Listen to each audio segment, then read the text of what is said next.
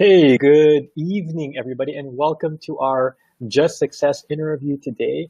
Today we have Ali Pasag, and I'm so honored to have her on the show. She's been inspiration to women all over around the world with her story of how she went from Bahay Kubo to Freelancer CEO. So thank you for joining us today, Ali.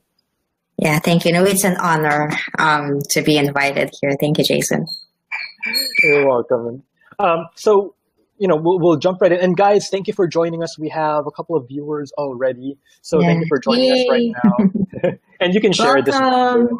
Love it if you share this video with your friends. Welcome. Say hi to us in the chat, if you will, so that we can greet you as well. And if you have any questions for Ali or for me, type in the chat as well. So let's go ahead and get started. Let's talk about your story, Ali. How did you get started? You were in the BPO industry at one time, right? Yeah. Mm-hmm.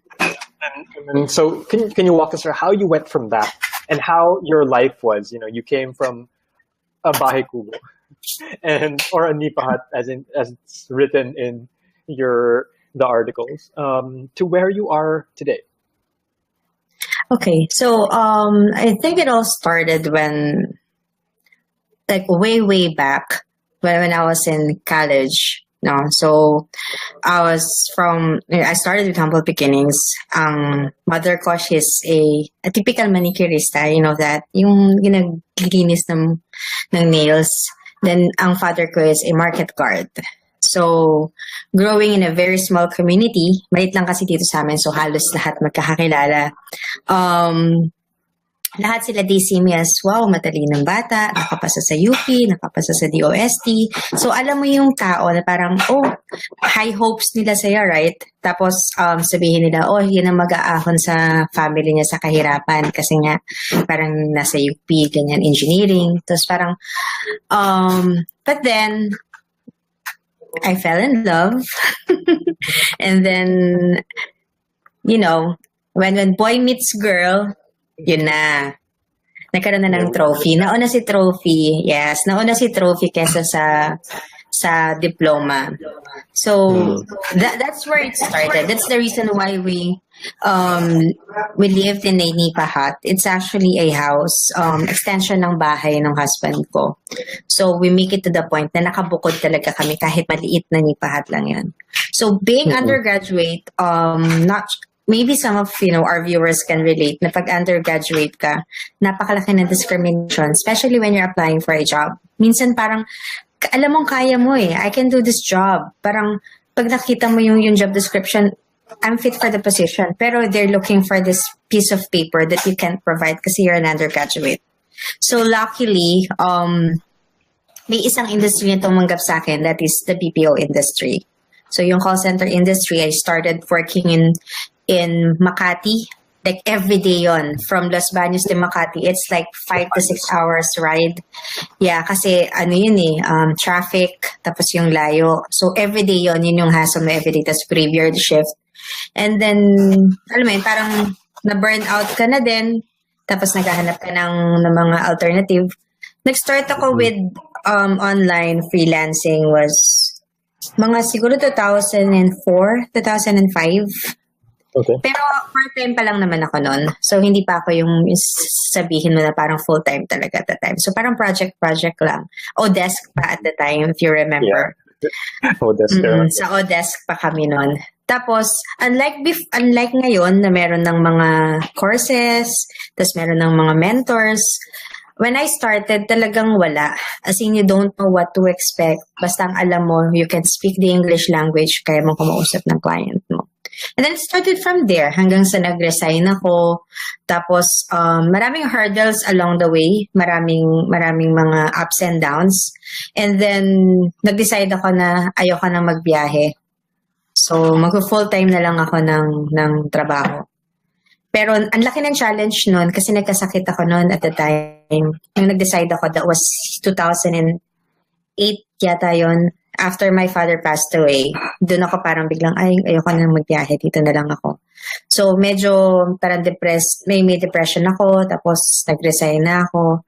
So, sabi ko sa husband ko, sige, ganito na lang, mag-work na lang ako from home. Wala namang freelancing nun work from home ang tawag dun So yun, nag-apply ng kung ano-anong trabaho, tapos na-scam, alam mo yung mga chat, meron kasi ganun dati, yung parang sabi nila, this is the job description, ganyan, tapos mag-chat ka lang. Tapos, sabi ko, bakit may video dun sa gilid? Hindi naman ako yung video. Tapos parang, ano na yung ginagawa niya? So parang, this is not what I signed up for. So, hanap ka na naman ng panibago. So parang, buti ngayon meron ng mga, parang Odes na talaga, Upwork na pupuntahan mo. Dati wala talaga, pagkahanap ka talaga, and mas may scam ka talaga. Magko-calls ka for 1 week, sasabihin you'll be paid by commission, tapos hindi ka naman nila babayaran. So, yung mga ganong hurdles before. So, nagkasakit ako, my husband decided to resign from his job to take care of me and the kids. So, parang ang nakakatakot yan kaya parang yung husband mo, i-give up niya yung career niya just to take care of you, then to support you with the business na gusto mong pasukan. Kasi nag-full-time na ako noon. And when I started, ang rate ko lang is $3.50. That's, yun yung full-time ko. So that's 2008 ata yun at the time. So $3.50 in 1 month, how much were you earning in a month? Well, $3.50 times $160 kasi full-time ako noon So that's how much. $3.50 times. Nag-compute talaga ako, sorry. $560. Oo, may calcio ako.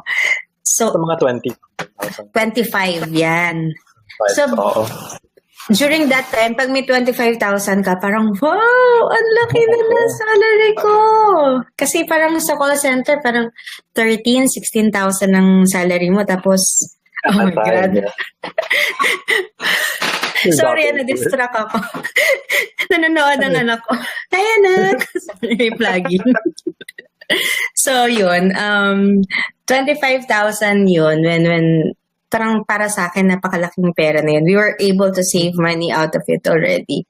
Tapos, with a husband and a kid that you were supporting, di ba? So, kasi parang probinsya lang to So, isa akong probinsyana. So, para sa amin, okay na siya. But then, when you have dreams, parang sabi mo, hindi, gusto ko, I want more. Parang, I could earn more pa and I can help, yung mga taga dito sa amin sa Los Baños. Kasi, during that time, parang wala pa Parang pag sinabi mo ng VA, hindi naman nila alam yung VA. So, sabi ko, okay, sige, mag-try tayo na ganyan. Yung business, yung first client ko, he was so happy with the service that I provided him. Tapos, in-offeran... You were doing it by yourself? Oo. In-offeran niya ako na maging business partner. Wow. What kind of business was it? The VA, virtual assistant. So, outsourcing na VA. Masyado kong maraming ideas. Parang, maganda tong ganyan. So, wala pang WordPress yata nung time na yun. So, yun yung literal na website pa yung ginagawa. Mga PHP-based na website. So, ang old school pa talaga na nag-start kami. Tapos sabi niya, maghanap ka ng developer. Sabi ko, wow, sinong developer ang hanapin ko? Wala naman akong kilala. Kasi wala akong kilala na, sa VA world, wala talaga akong kilala. Then I remember yung classmate ko nung high school, si Jox, na nagagawa ng mga website. So, kinausap ko siya, then we worked together, ganyan. Kaya lang, I realized, nung nag-work kami nung nag-start na kami ng VA, ang usapan namin, siya yung bahala sa clients, ako yung bahala sa operations. Kaya lang, alam mo yun, parang nung tumagal na yung panahon, teka muna, parang akin na lahat yung trabaho. ako na ang nagtatawag ng... ako na nagtatawag ng clients. Tapos, pag nag-sign up si client, ako nagsiset up, ako nag-attach ng VA, ako magte-train sa VA. Tapos, ang earnings ko, parang 15,000 a month lang. Sabi ko, Bumaba pa ganun? Bakit parang mas maliit pa yung kinikita namin kaysa dun sa nung nagtatrabaho ako as full-time VA. So, okay lang. Parang sabi namin, sige, let's, try pa natin, magdagdag tayo na magdagdag. So, nag-hire kami ng more VAs. Ang office namin. You had an office, not diba? You had an office. You were renting out a space. No. Yung bahay ng mother-in-law ko, doon kami nakatira at the time. Tapos, may funny story yun kasi yung bahay na, parang parang old house yun nung mother-in-law ko. Tapos, lumipat kasi sila doon sa restaurant nila. So, doon sila nakatira. So, kaming mag-asawa, doon kami nakatira sa bahay niya. So, pinapaalam naman namin, yung salas, yun yung ginawa naming parang opisina. Nung una, isang kwarto lang isang kwarto, yung master's bedroom nila. Doon sila. Tapos kami ng husband ko, nandito kami sa salas. Meron lang isang pwesto doon, nilagyan lang ng divider, tapos doon na kami nakahiga. Tapos nung one time, may nag-a-apply. Tapos nakakotse siya. Tapos, kasi yung bahay namin, parang tabing Riles. Tabi ng Riles, yung bahay. Parang Riles, tapos ipapasok, tapos malaking space yon. Tapos doon kami. So, parang home along the Riles ang style. Sabi niya, pasok na ganyan si kotse, no? Tapos talagang alam mo yung naghahanap siya. Nasa terrace ako. Tapos naghahanap siyang ganyan. Sabi ko, oh my God, nag-a-apply yata. Tapos parang nahihiya akong tanongin na, excuse me, are you applying for the position? Parang nahiya ako bigla. Tapos bumaba siyang ganyan.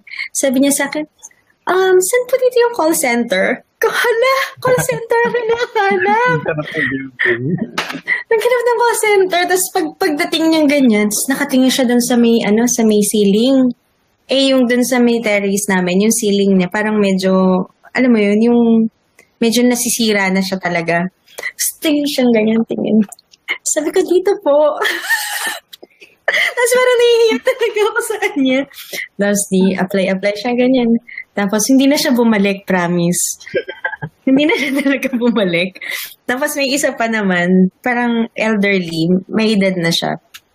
Nakaupo din ako dun sa same spot na yon. Tapos, pumasok siya, dire-diretso siya dun sa bahay namin. Tapos sabi ko, nginitian ko, hindi niya ako pinansin. Tapos dumiretso siya dun sa may living room. Sa living room, nandun yung husband ko. Tapos may mga kasama siya sa loob, nanonood sila ng TV. Sabi niya, excuse me, mag-a-apply kasi ako dun sa call center. Sabi niya ganyan. Nasaan si Marites? Ganun pa yung sabi niya. Tapos sabi ng husband ko, andun po. Ayun dun sa labas. Nilagpasan niyo lang. Tapos parang, ay grabe sila. Nilalagpasan nila ako. Tapos mukha daw, niloloko ko na husband ko, mukha daw kasi akong katulong. Kasi hindi talaga ako, alam mo yun, yung parang, hindi ako yung tipong all glamorous. Parang sa akin, comfortable na wear lang. So yun, it started from there. Nagsimula kami sa isang VA, hanggang sa naging 2, hanggang sa naging 4, 5. Tapos ang computers namin at the time yung sa surplus. Yung mga Japanese surplus na computers, I'm not sure if you're familiar with that. Yun yung mga parang box type. Tapos may nakapatong lang. So yun yung computers na binili namin noon that time. Tapos where did you get the capital to invest in the computers? Yun na nga, yung business partner ko, siya yung na mag-i-invest. Sabi niya, sige, I'll buy all the computers. Sabi niya ganyan. Sabi niya, wait lang, ini-imagine ko sa Riles ko sa Las Bañas. Sa may JYO po, sinagot ko talaga, no? So yun, sabi niya, I'll invest in the computers, don't worry about that. Sabi niya ganyan. Sabi ko, we need to have air conditioning then kasi I don't have air conditioner eh. Sabi niya, we'll buy air conditioner as well. So ako naman parang, wow, supportive si business partner. Eto na, sabi ko, give me the quotations. So nagpagawa ako ng quotation, nagpunta ako ng ibang store kasi kailangan, mababa lang yung investment niya kasi babawiin din yun sa kita ng company. Kasi ayoko naman na hindi babalik sa kanya. So parang hahatiin namin, ibabalik din sa kanya. binigay ko sa kanya parang, okay, ito yung ito yan, for 10 computers, ayan. Tapos one window type na AC, parang wala pang split type at the time. Or kung meron nun, parang super mahal naman siya at the time. So, window type lang talaga. Sabi niya, look for second-hand air conditioners. Sabi wala palang budget yung client. Sabi ko, okay. Tapos pinigay ko, sabi niya, tapos nag-research siya. Sabi niya, there are computers that you can buy for this amount of money. Sabi ko, hala, surplus pala ang kailangan ni lolo mo. Ayan. So yun, so nag-start kami ganun. Tapos nagre-reklamo siya, parang ba't daw ang bagal daw ng computer, tapos nag-hang, ganyan. Tapos parang ako naman, parang, di ba, ito lang yung budget natin. So, ito lang yung nabili natin. Yun. Hanggang sa, you know where it went na. Kasi parang, ina-underdog na niya ako to the point na parang, oops, okay. So, sabi ko sa kanya, I don't want to burn bridges. I don't want to burn the bridge that connect us. Sabi ko ganyan, you can keep the company, you can keep the client, you can outsource it to other virtual assistants if you want, but I just want out. So when you're being parang undermined by and when a client is looking down on you and then parang like what you said, giving you all the work, wala naman siyang ginagawa. So it's and you were earning only 15,000 a month from that. Yeah, doing at the time. all of that work. Mas malaki pa yung sweldo ng VA namin noon. So parang ako naman, tapos mas mahaba yung tinatrabaho mo kasi at the start of the shift dapat nandun na ako, so 9. After na shift nila, andun pa din ako kasi ako nagsasend ng day-end reports and you need to check pa yung mga day-end reports bago mo isend. So parang okay lang yung hard work kasi sanay tayo dyan, Pinoy tayo, sanay tayo sa hard work. Pero yung feeling mo na you're not a business partner, parang iba na, parang teka muna, I need to respect myself. Kasi kung hindi mo ako kayang i-respeto bilang business partner mo, I don't think that this is a healthy business partnership. So there, parang sabi niya, no, go ahead. And it also shows that, just because the thing is, a lot of people think na, mag-business na, and they'll be earning so much money, di ba, like compared to freelancing. But that's not always the case. Like in your case, you were earning less than even though you had a partnership. So it's tough, diba? You're working longer hours, and then you end up earning less than the people you're actually paying. So it's not always na. But when people see na business, wow, you must be a millionaire na ganun, diba? Hindi siya laging masyado lang glamorous na parang wow, may call. Kasi dito sa Los Baños, they call it call center Hanggang ngayon, ay ko ba yung may-ari ng call center sa so-and-so? Ako naman, ano po yun, small scale center lang po. Ganun ang laging sinasabi. Kasi pag sinabi nilang call center, maghahanap sila ng buildings. Parang, hindi naman po building kasi yung namin. So, small scale lang talaga. So, yun. Nung sinabi ko na sa kanya na, sabi ko sa kanya na, I think we need to separate ways na. Nung una, kasi pag nagsasabi ako sa kanya na parang medyo natatapakan mo na ako magsusorry siya. Tapos parang mag-boyfriend lang. Parang sorry, aamuin ka. Tapos after a few weeks, eto na naman siya, magnanag na naman siya. So parang ako, naku, ano ba yan? So yun. Tapos parang, nung na kami, okay, sige. Sabi niya, I need the computers. So parang ako naman, go! Sige, ito yung mga computers mo. Pero syempre, sabi ko, sige, okay. Sabi ko, pero ipa-pick up mo dito. Hindi ko para i-ship pa yan kasi baka mamaya mas mahal pa yung shipping kaysa doon sa computer. Pero hindi na niya nakuha yung computers kasi nasira na rin pa isa-isa. Ay, naalala ko, yung nagpunta pa kami ng Manila para bumili nun. Yung parang stock room talaga siya ng computers. You could imagine that. So, yun. So, simula nun, I started my own business na. Without a partner. Ganun din naman I'm doing everything naman So, nag-work na ako, I started to make things work na. Tapos nagkaroon kami na ng parang isang account na merong 10 VAs. So how parang did you find wow. clients at this time? Direct client ako dati. Lagi ako direct client. Never akong yung sabihin mo, after nung umalis ako sa Odesk, yun na yun. Tapos na ako sa Odesk. Hindi na ako bumalik doon. Parang direct clients na ako. Oo, tapos yung client ko, yung may fan ako doon. Mamaya mo natin yung comment. Sorry. So yung nasa na ba ako? Wala tuloy ako. Yung client mo. Yeah, so yung client ko, they refer you. Kasi when you do good with your clients, napaka-generous nilang magbigay ng referrals. So, nirefer nila ako sa mga iba't ibang clients din. Tapos, etong client ko na yun, siya yung nagsabi sa akin na, start your own business. Siya yung talaga nagpupush sa akin. Sabi niya, no, start your own business. Kasi, hindi na nga enough yung kita ko dun sa company before. So, nag-part-time din ako. Tapos, nung nalaman niya na I parted ways with my business partner, sabi niya, okay, if you parted ways with him na, start your own company. Tapos, hinire niya ako. Hinire niya ako ng full-time at the time. Tapos, $5 per hour na yung sweldo ko sa kanya. So, parang kayo, wow, $5 per hour. So, parang, wow, champion.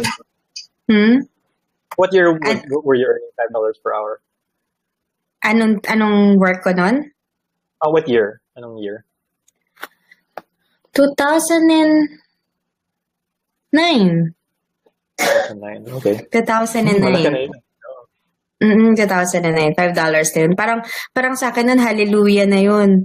So, may happy dance na yun dati. Talaga parang, wow, $5 per hour. And this client, he's really, parang siya, he treated me like his little sister. Wow. Tapos I've been helping him with a lot of things. Yun parang real estate. Tapos tinetrain niya talaga ako nun sa auction analysis kami nun. Pero kita naman niya yung hard work nun. Naalala ko na isang beses, mag-New Year na, magka-31 na. Kailangan kong tapusin yung auction list. So, nagpe-prepare sila ng medianoche, ako nagtatrabaho pa. Magkakainan na kami. So, kasama siya sa celebration. Nag-Skype call kami habang nagkakainan. So, pero masaya. Tapos, nung first year anniversary ko ng working with him, sabi niya sa akin, check your email. So, bakit? Sabi niya ganyan. Tapos nakita ko Zoom lang ang way of payment na sa akin. Zoom, yung XOM. Tapos nakita ko dun sa Zoom ko, 65,000 pesos. Pero, what's this? Sabi niya ganyan. Sabi niya, clock out, go ahead and buy your MacBook Pro. Oh. Man, nalaglag ako sa upuan ko. As in, sumigaw ako sa table. Kasi parang, what? MacBook? Tapos nalaglag ako. Kasi he's using Mac. Relevant naman. Oo, kasi Mac person kasi siya. Nagkakaproblema siya sa akin kasi pag nagsisend ako ng report ko sa kanya, magkaiba yung kasi bubuksan niya sa numbers, gagamitin ko sa Excel. So yung formatting, magkaiba talaga. So, benefit din sa kanya. Pero syempre, wow, MacBook. To the highest level. So, yun. Grabe, ang yaman-yaman ko nun. Alam mo yung parang, yung ulo ko hindi ko mabuhat, parang malalaglag siya. So, ay, grabe to. Nakasakay na ako sa bus sa Puntang Alabang, kinikilig-kilig pa ako. So, parang hindi pa ako makapaniwala na, oh my God, bibili ako ng MacBook. So, yun, dun siya. And then, pero hindi lang all happiness. May mga bitter part din. Yung sinasabi kasi na 10 VAs with one client. Yeah, is it the same clients or ibang client? No, it's a different client. Kasi nagkaroon ng time na naglaylo yung client kong yun, na parang nagpo-project na lang siya sa akin. Alam mo naman na real estate business. Yeah. Okay ngayon, next time hindi naman. So, ganun. Oh, and that time, nag-crash yung real estate business din. 2009, 2010. Yeah. So, parang, okay. Puro short sales ang mga niya eh. So, hindi mga nagpo-push through yung mga short sales niya. Nakakatawa nga eh. Kasi he gave me this MacBook Pro. Then, yung sa pagtatapos ng relationship namin, I was owed like $5,000. Ooh. So, parang sobra pa yung utang mo sa akin sa MacBook Pro. Pero okay did lang. did you have staff at that time or ikaw lang mag-isa? Sa kanya ako lang. Okay. Dun sa kay MacBook Pro. For Tapos 7 clients, you had staff. May staff yun. Yun yung sinasabi ko sa'yo, 10 VAs yun working with just one client. So, ang client namin siya lang. Tapos, biglang nagkaroon ng problema sa business niya. As in, talagang biglang nag-flap. Property preservation. Biglang bumagsak. So, syempre, biglang bumagsak. So, ang mga VAs ko, biglang nawala ng trabaho. Yeah. Tapos, noong time naman na yun, parang bago ka pa lang nagsisimula. So, kung kumikita ka, binibili mo ng mga gamit ng computers para, di ba? Investment mo doon. So, wala rin akong savings. So, nung nag-flop yung business niya, bigla siyang, okay, goodbye. Parang sabi ko, hala, paano na tayo? I was literally left with 500 pesos. Yung time na yun, 500 pesos. Tapos, yung business partner ko ngayon, yung operations manager ko kasi merong isang VA ako na she started with me since 2009. Nung nagsimula ako, nasa akin na siya. Tapos, naging operations manager until ngayon, nasa akin pa rin siya. And, alam mo yun, parang you see the loyalty, tapos nakita mo naman na she's doing everything and she deserves more, diba? So, ngayon, this year, I made her my business partner na. So, she's no longer a VA, she's no longer an employee, she's a business partner na. So, yung story namin way back, Catherine yung name niya, si Candice. Yung story namin way back, I was just like left with 500 pesos at the time. Sa company namin, uso yung CA, we call it cash advance. So, pag nagka-cash advance, yung tipong, halimbawa, salary nila every week, pero middle of the week, parang, kailangan ko ng ganito, kailangan ng ganyan. So, imbis na manghiram sila ng pera sa iba, ayokong manghiram kayo sa iba. Pinaghirapan nyo na to eh. So, sa akin sila nagka-cash advance. Pag meron, go. Pag hindi pinagabayad si client at meron naman ako, go lang. Pag wala, pasensyahan muna tayo. So, ganun kami. So, yun nga, 500 pesos. Tapos, pareho kami walang-wala ni Candice. Sabi ko, Neng, kasi nang tawagan namin, I have 500 pesos here. Sabi ko, ganyan. Since mas malaki naman yung pamilya ko sa'yo, hati na lang tayo. So, 300 sa akin, 200 sa'yo. So, literal, pinaghatian namin yun. Kasi wala pa kaming client. Pero mabait si Lord. That night, nakakuha ko ng client na part-time. So, hanggang sa nag-start ulit, nagtuloy-tuloy ulit siya hanggang sa parang, okay, eto na ulit. Pero ganun talaga siya eh. In any business, biglang mawawala ng kliyente, magkakaroon.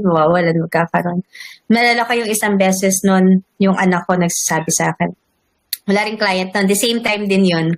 Sabi niya, Mami, gusto ko ng Dunkin' Donut. Baby, ayun. Yung? Ito si Kate. Parang si Kate yun. Parang siya yun. Sabi niya, Mami, gusto ko ng Dunkin' Donut. Parang dati, nung kumikita kayo, parang anytime na humingi ang anak mo ng Dunkin' Donut, kaya mong bumili, 150 pesos, kaya ko yan. Wala nga akong pera, 300 lang yung pera ko. So, alam mo, parang naiiyak ka na parang, may ano ba to? Wala akong bigay. Alam mo, yung kinuha ko lang yung bag ko, may ugali kasi ako nalagay ng mga sukli, mga barya sa bag. Tapos nakakuha ako ng worth, parang 200 pesos dun sa mga sukli-sukli sa mga bag ko. Sabi ko, anak, halika po na tayong crossing. Binili ko talaga ng donut yung anak ko. Kasi parang naiiyak-iyak naman ako na, oh my God. So that's when I learned na parang kailangan pala talaga may savings kahit paano. Hindi pwedeng walang-wala talaga. Never know talaga. Kasi, freelancing, it's a good business. Even the VA companies, it's really a great business. Profitable business siya. Pero, stability, I think you would agree. Stable siya eh. In a way, kapag yung client mo long-term na. Pero they can drop you like a hot potato.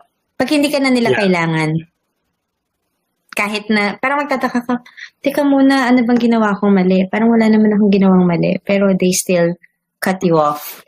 Kasi that's just how it works. And ang bitter part nun, hindi enforceable ang contract. Yeah. Right? Definitely. So, kahit may papirmahan ka kahit may papirmahan ka sa kanilang kontrata, it's not gonna work. So, dapat tanggapin mo na sa sarili mo na ganun ang mangyayari. Kaya ako, when I realized na, when, clients owe me money na, kasi they started parang ganun eh. But then they owe you money and then parang, okay, wala na. So, ang ginawa ko na lang, prepaid na lahat. Wala nang upfront na lahat. And then magkakaroon ka naman ng panibagong question. They're gonna be like, why would I trust you? You're 1,000 miles away from me, and why would I trust working with you? So how do you answer that? Well, sabi ko sa kanila, I've been in the freelancing, and actually freelancing virtual assistant business So sabi ko sa kanya, well, I've been working as a freelancer, and I have a VA company, and I wouldn't, ano sabi ko sa kanya, parang, I wouldn't let this amount of money to hurt my reputation online. So especially when you're doing work that work. Reputation is very important. Very, very important. And you need to personalize din kasi yung service that you're providing. Hindi yung parang pupunta ka lang dun para magtrabaho. Kasi minsan ganun eh. You go to work, you just do the job. After that, I did my job. You don't care na about diba? Oo. Pero if you put your heart into it, it's a different thing. Yeah, and the thing is though, sanay tayo sa ganun eh. We're so used to, like when I used to work in the call center din. And wala akong pakialam sa client. I didn't care about the big company. Pero when you're freelancing, when you're working as a VA or a writer or whatever, it really helps when you care about the business. And the clients can tell when you care about the business, which is why, like you, in your case, your clients offered you your business partnership, and then told you to start your own because they saw, the potential in you, that you, number one, that you care, and two, that you have a lot of potential. Even if you didn't graduate from college, you never went to school for business, and you didn't graduate from anything, pero you were able to start your own agency, diba? You're able to start your own VA company. At saka when I started, I really didn't know anything. Wala akong alam sa real estate. Hindi ako pinanganak na marunong na ako mag-WordPress. Wala akong alam sa mga bagay na yan. As in, I learned it by experience. So yung sinasabi nila na, I don't have an experience kaya hindi ako makakakuha ng VA job. No. It's how you present yourself. I really think it's how you present yourself and how you find ways to help your client more. Kasi hindi naman si Google Oh, and nowadays, diba? Nowadays, like before, wala pang mentors, wala pang mga courses, ganun, to learn things. You really had to, and YouTube wasn't as big as it was right now. So you really had to search. Search Nowadays. Naalala ko lang one time, yung si client ko yung nagbigay ng MacBook. Sabi niya, I'm having problems with my computer. Sabi niya ganyan. Sabi ko, anong problem ng computer mo? Hindi daw, parang, I'm not sure, hindi mag-print, o basta may problema sa computer. So ako naman, parang, sige, anong error message? Kasi hindi ako pwedeng mag-team viewer dun sa computer niya. Kasi hindi niya nga magamit eh. So, anong error message? So, nasa phone kami, tinotroubleshoot ko. Oo, tinotroubleshoot ko. Real estate VA niya ako Sabi ko, anong error message? Binigay yung error message. Hindi naman ako ganun kateki. Google, search ko. Okay, eto error message. Di lumabas yung mga problems na ganyan. Click ako ng isang link. Sabi ko, let's try this. Go to this. Ganyan. Nag-work. Tcharan! Nag-okay. Ay, sabi ko sa'yo, tuwang-tuwa siya. Parang, how did you do that? You're like 1,000 miles away. You fixed my computer. Ganun siya sa akin. At sabi niya, I remember, sabi niya, the technician here, he went to my office. He didn't fix it. He didn't know what to do. And you're like, oh my God. So, dun sa buong building nila, sikat na sikat ako for 1 week. Nag-Skype call kami, lahat ng pumapasok pinapakilala, oh, this is my VA. Courtney, papangalan ko nun. This is my VA, Courtney. She's from the Philippines. So parang yung nakakausap nila, parang feeling nila, tribong Pilipinas. Parang, oh, hi. Can you understand me? It's parang, yeah, I speak English. So, may mga ganong scenarios na nakakatuwa lang to think na we can do a lot of things even when we're really, 1,000 miles away from our clients. And since I think it's a good trait of Filipinos na we're very resourceful and we're very accommodating, we're very friendly. So hindi mahirap sa atin to personalize the service that we're offering. So yun.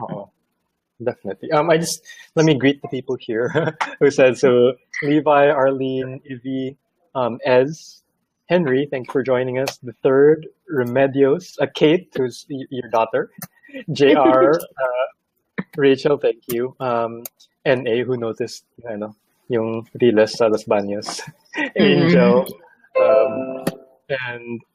and so on. Let's see here. Oh, your daughter says, love you daw. Love you too. Yan, mini-me ko yun eh. Kamukha ko talaga. So, and Charm, I just want to point this out, what Charm said, because it's very important na you have an emergency fund. I right now, di ba, parang you learn the hard way na you have to save money. At that time, kasi you were earning a lot and biglang bumagsak yung business. You lost 2 big clients at the same time. So it's always important to have an emergency fund. Sa akin, I have at least 6 months emergency fund na 6 months worth of expenses. I should have that money in my bank account. Ikaw, what does your emergency fund look like? Ideally ka lang. Sorry.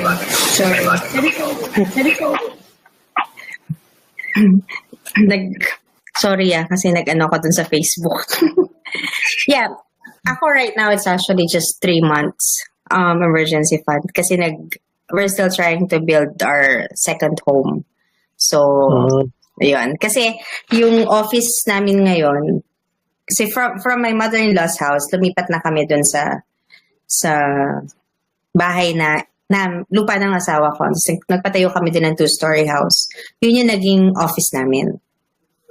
So, dati, parang ang sistema nun, second floor ng bahay yung opisina, first floor ng bahay namin.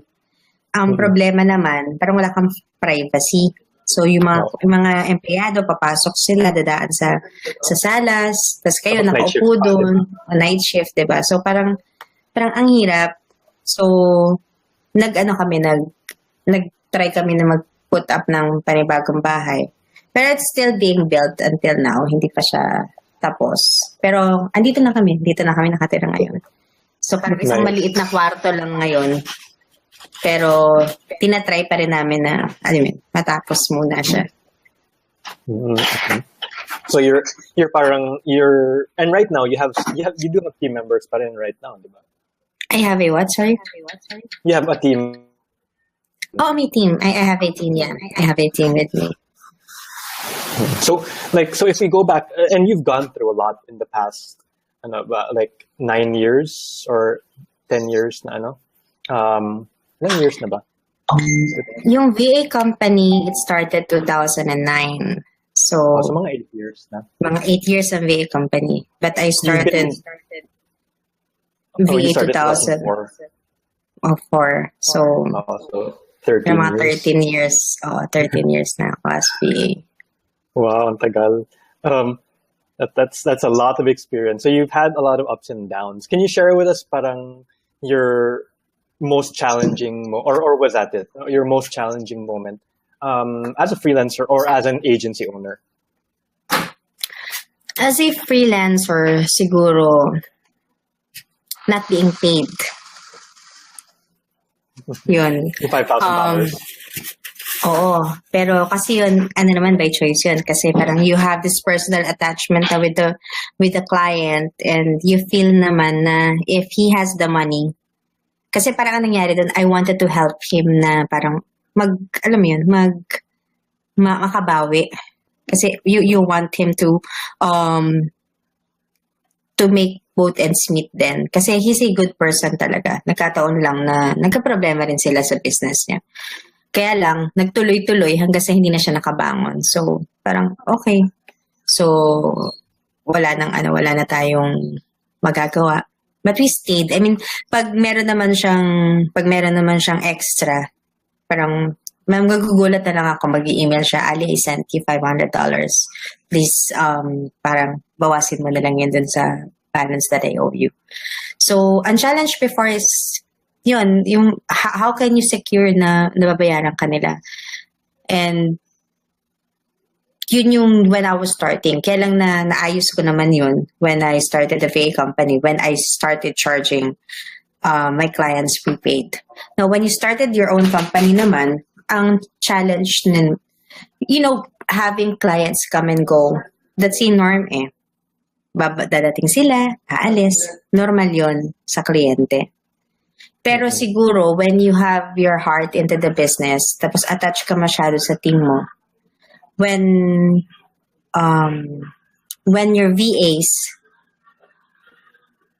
resign from the job and then they take their client with them, yun, medyo heartbreaking at saka mahirap talaga yan for a company owner, for an agency owner.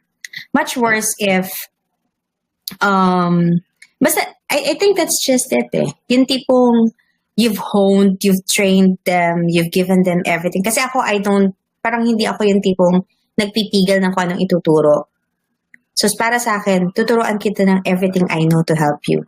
Kasi, parang ang intention ko naman sa lahat ng team members ko is for them to receive the kind of money that they need in order for them to, to reach their goals then. Kaya lang, when things doesn't do well, gaya nun, yung isa kong client, I was owed like parang $3,000 yata yun with that client. Kasi team yun eh, isang team din yun. Tapos, nung ayaw niya magbayad, para sinabi ko sa kanya, sige, magpo-pause muna kami ng service hanggang makabayad ka. Ang ginawa ng isang VA, kinuha si client. So si client, syempre, ligtas na siya sa $3,000 niya sa akin, nakapagtrabaho kay VA. Then they started, trying to hire VAs then from our company. Then, ayun, hanggang sa... Pero ngayon, wala na rin sila. So, yun lang yung mga bitter part as an agency owner is how to detach yourself na hindi ka ma-hurt when, clients pirate VA or VA pirate clients. So, yun na mahirap sa agency owners. Oh, and I've also had an agency before. Sakit sa ulo. That's why when people ask me nowadays if I want to start an agency, parang ayoko na. It's too stressful for me. I don't want to go through it again. I remember na may VA ako dati na parang mabagal yung laptop niya o yung computer niya. So I bought her a new laptop. And nagpapadala ko ng like 35,000 wow. for her laptop. Oo. Pagkatapos 1 week later, wala na siya. Bye-bye, Jason. Thank you for the laptop. Grabe. Ang sakit talaga. I've had a lot of experiences. So, it's not easy. It's not easy starting an agent, starting a team, especially when you go through experiences like that, na parang you get betrayed at times. So, yeah, I understand that it was really difficult. Sige, let's move on and let's talk about parang your favorite or yung happiest moment mo as a freelancer and or as an agency owner. Oh, syempre, hindi naman natin maaalis yun na when you're earning a lot of money, you're able to buy things that you can't buy before. I mean, para sa akin, napakalaking accomplishment na yung magkaroon kami ng 2 bahay. May isang office, tapos may isang bahay. Kahit hindi pa siya tapos, then you're able to pay your yung sa auto loan mo, syempre, di ba? Para may sasakyan ka. Nalagay mo yung mga anak mo sa magandang school, may magandang education sila. I think as a mother, as a parent, yun yung pinaka-goal mo eh. Yung may shelter sila, may masayang family mo. tapos harmonious na relationship niya, tapos magandang education. Yun yung pinaka. Pero ang pinaka thrilling at tapos yung pinaka-masayang-masaya ko is yung nakapunta kami ng Singapore as a family. Nice. Actually, sa tagal ng pag-freelance ko, that was just last year na nakaalis kami ng bansa. So, para sa akin, parang, wow! Dati, ang pangarap ko lang makarating ng Maynila. Tapos ngayon, eto na nakarating na kami dito. So, yun. And then, kasi part of being a freelancer and a virtual assistant is the advocacy. So, yung sabi ko nga sa'yo before, I've been doing freelancing parang 13 years na, pero I was just introduced to the community last December. So, big thanks to Coach Genesis for doing that. He invited me to his boot camp, and that's, that opened the doors for me for the freelancing communities. And doon ko nakita, ay, madami pala tayo sa freelance. And then, doon nagkaroon ako ng mga parang time to share, to inspire people. So parang sa akin, masarap yung feeling when you're sharing your story and they're inspired. Nakakarating ako sa iba't ibang lugar dito sa Pilipinas just doing rural impact sourcing, wherein tuturuan mo sila kung paano, tapos they'll listen to your story. And then after that, yun yung pinaka-rewarding sa lahat. Yung lalapitan kanila and they're gonna tell you how much you've touched their heart, how much they're inspired. So, yun yung isang best na award na marireceive mo as a freelancer. It's not the fame, it's not the money, it's the yung acceptance nila. Tapos yung feeling mo na you've touched them and you're able to help them in your small little way. So, yun yung the best talaga na feeling.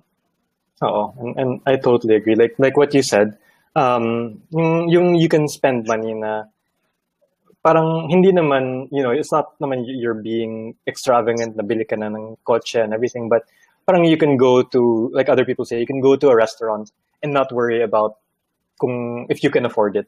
Ganun, di ba? Yung feeling lang, it's very liberating. Yung magbakasyon na you still have savings afterwards, you're earning enough.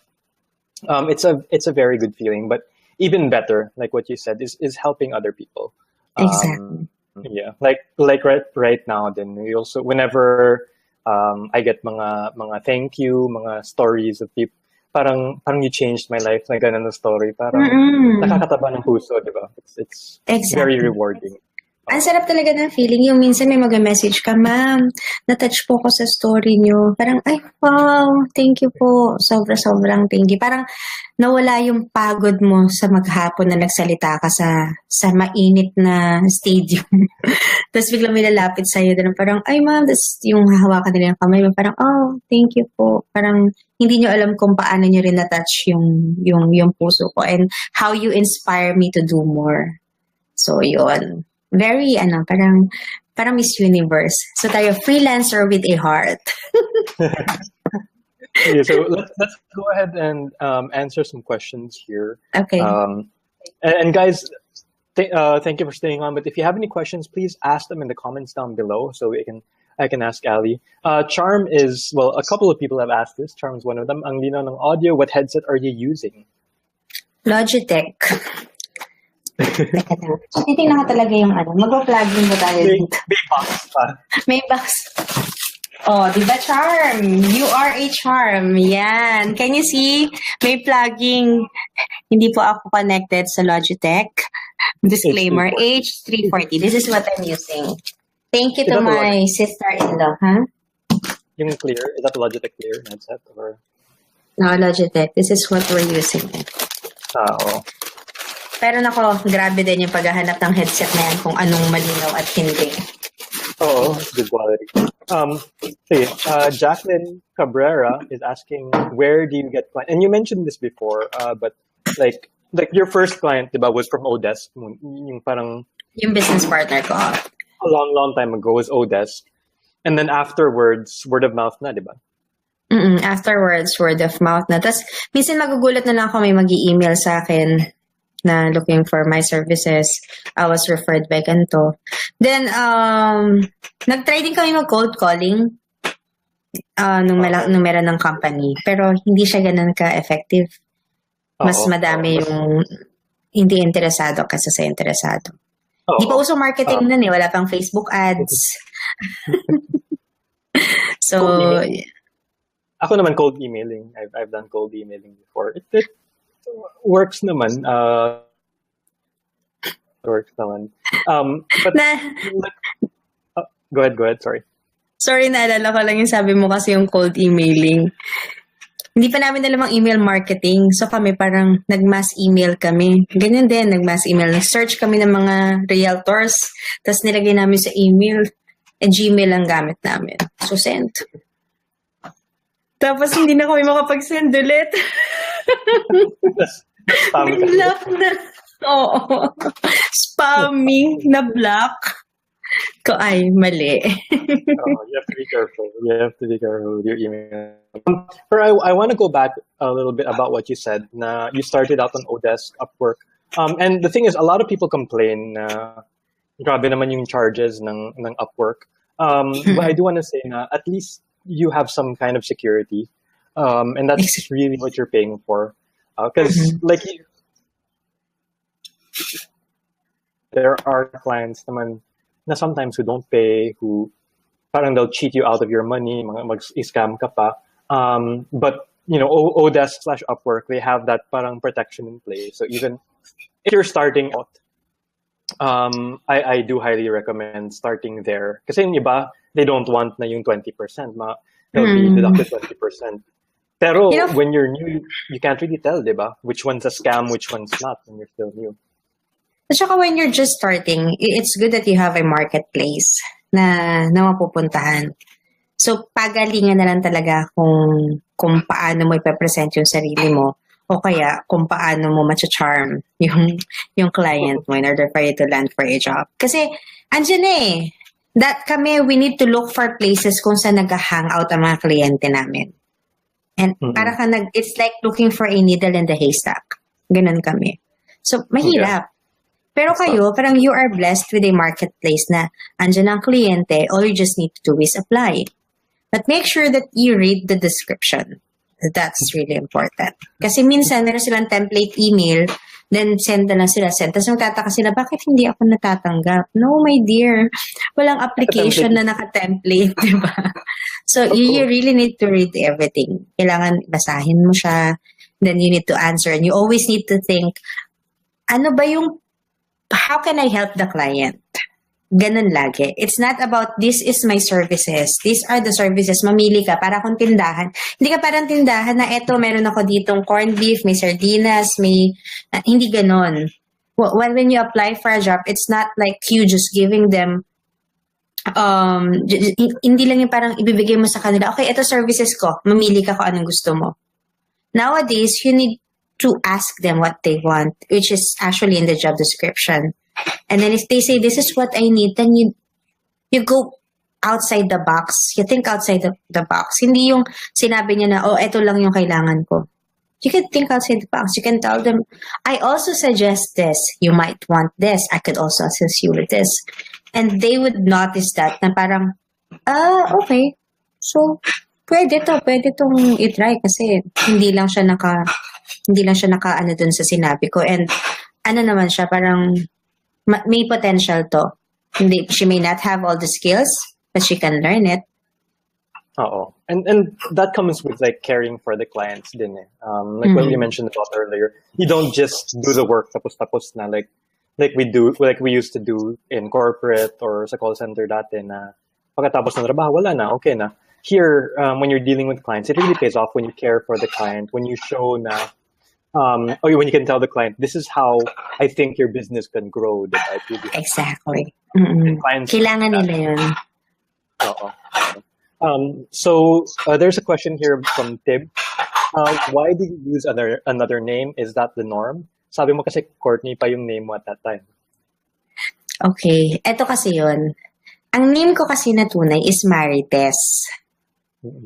And we would understand na for a Filipino, napakadaling i-pronounce yun, Marites. For Americans, masyado na lang minamurder yung pangalan ko. Matrice, Martis.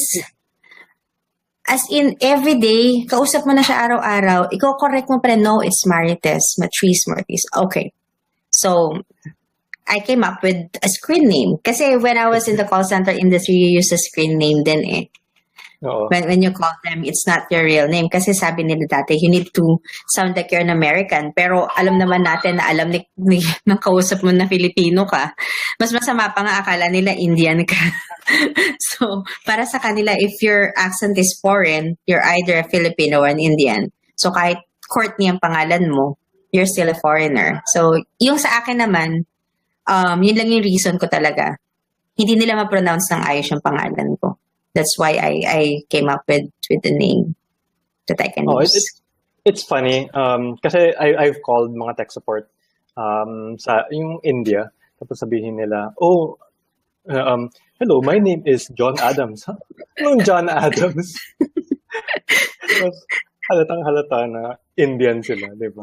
It would make more sense if they give their actual name. Kasi ano ba yan? John Adams.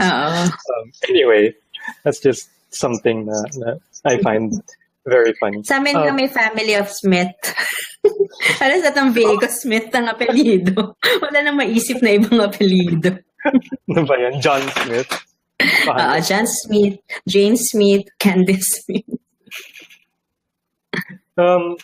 Mary is saying, hi, you look like Alexa Ilacad. Oh. Sino yun? Sorry. Artistata to. I don't want Oh, wow. Love na kita, Mary. I love you. Clarissa, yes, I'll be uploading this on YouTube. If you can hear me, I don't know if you can hear me. Are your specialties? Like, what do you offer? VA services. Yeah. Kami we started with just virtual assistant services. So administrative support, customer service. Pero ako kasi I'm more on real estate eh. So may real estate services kami kasi that's where I started. So real estate services and then the administrative support. Kasi yun naman you can do anything naman eh. Data entry. Tapos I have a graphics designer. So nag-accept din kami ng graphics work. Do you have access to the tools? Like yung real estate search tools? Ganun? Oo. Clients will provide yun naman eh. Mga MLS. Client will provide naman eh. Yeah. Ito si Nico. Kaka-inspire naman din ako kakain sa Andy Rice. Ibon ko na lang to buy a laptop. You're welcome, Nico. You know what, Nico? If you really want to do online job, kahit wala kang laptop, you can do that. Tama. If you have eto natutunan ko to kay Coach Genesis eh. Sabi niya, if you want to do freelancing, pumunta ka sa computer shop. Wag naman dun sa computer shop na may nagdodota. Sino yung trabaho dun? Ang ingay sobra. Pero punta ka sa computer shop, kausapin mo yung owner. Parang, kuya, how much ang rent ng itong stall na to, yung pinakasulok? Kung i-rent ko to sa'yo, magkano? So, magkano ba ang rental? Dito sa amin, like 20 pesos per hour yata. So, i-times mo yon. So, ito na naman ang calculator ko. So, 20 times 160, 3,200 a month. Magbabayad ko ng 3,200 a month, you would earn how much? Depende sa rate na makukuha mo. And that's just, diba? 20,000. May take home ka na magkano? 16,800. Not bad. Mas makakatulong para makabili ka ng laptop. That is if you really want. Sabi nila, if there's a will, there's a way. Diba? So, para-paraan lang yan. And I think yung si Kuya Computer Shop, papayag yan. Bakit ako hindi papayag? Meron ako siguradong magre-rent ng computer ko 160 hours a month. Payag na ako. Diba? Basta sabihin mo lang, kuya, pwesto ko yan. Walang pwedeng ibang pumwesto. Tama. Charm is saying she wants to thank you. She's one of the people you inspired at last year's seminar. Thank you, Charm. Yun yung sinasabi kong bootcamp last December. I think that's December, Charm, no? Yung kay Coach Genesis. VA bootcamp. Yan. So as we close out, for those of you that are watching, if you want to learn more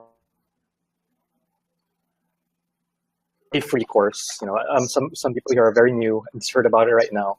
So you can go to this freebacourse.com. It's a 5-day free course that introduces you to working from home as a freelancer. And if you want to join our forums, ilagay ko dito yung forums na ano. You joined the forums na, di ba, Ali? Yeah, I did. I'll be an active member of the forum whenever I have free time. So, if ever you have questions and if I have time, then pwede ba akong mag-plug? Sure, go ahead. Meron din akong page, yung Allie Pasag na page. If you guys can, follow me there, like nyo dun, then you can send me messages. Huwag nyo na po akong i-add sa Facebook. Doon na lang po sa page ko. And one more thing pala, Jason, if you don't mind. Kasi I just want to say na we have, is it okay? Just gonna say something about teacup. If that's okay. Yeah. Okay. Yeah, so I just want to say now we have the Digital Career Advocates of the Philippines. Digital Career Advocates of the Philippines, it's the recognized association of the online outsourcing industry. So we have a page then that you guys can follow.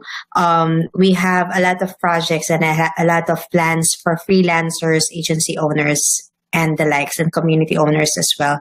And we wanted to help out as much as we can. Just like the community owners like Jason, if you could go there and like the page, just search TCAP, Digital Career Advocates of the Philippines, then we would really appreciate that. And together, we could raise the bar of the freelancing industry here in the Philippines. Thank you, Jason. You're welcome.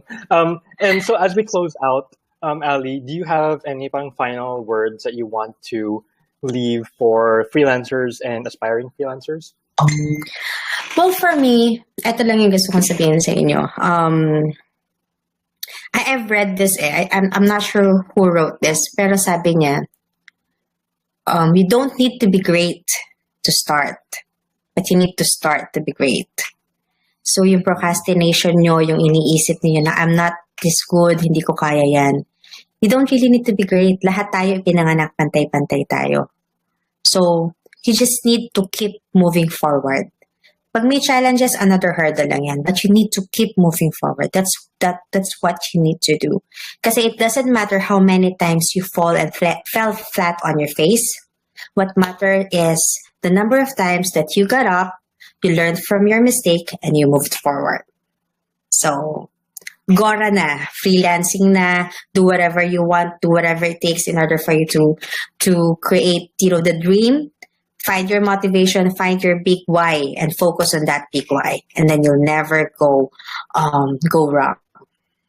Thank you. Those are some very great words for us to take home. Thank you for your time. Thank you. Ali, thank you, Jason. A lot of people tonight, and thank you everybody for staying on. Thank you for watching. The replay will be up on YouTube by around next week, together with the transcription.